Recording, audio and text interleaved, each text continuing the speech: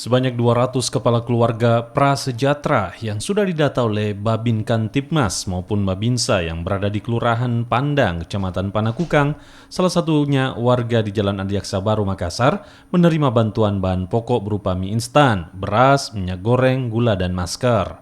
Pembagian bahan pokok yang dilakukan pihak Polsek Panakukang disalurkan melalui RT RW setempat. Selain pembagian paket bahan pokok, polisi bersama kelurahan setempat menghimbau warga agar tetap di rumah dan menjaga jarak sosial. Ini Bu, Ya, banyak membantu. baru ini. Baru ini Bu, tapi Bu, sudah membantu ini Bu. Ini bagaimana Bu? Nanti mau dipakai untuk apa? Rencananya mau dipakai apa ini Bu? Apa nih? Sembakonya yang bantuan Ya, dipakai.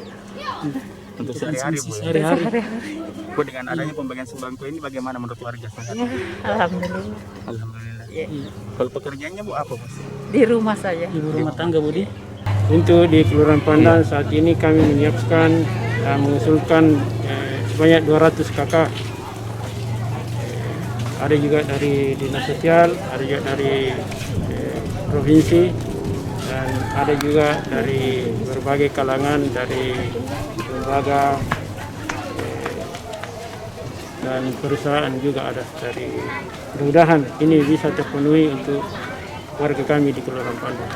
Ada 12.000 warga di Kelurahan Pandang, ada 5.000 kakak yang terdampak.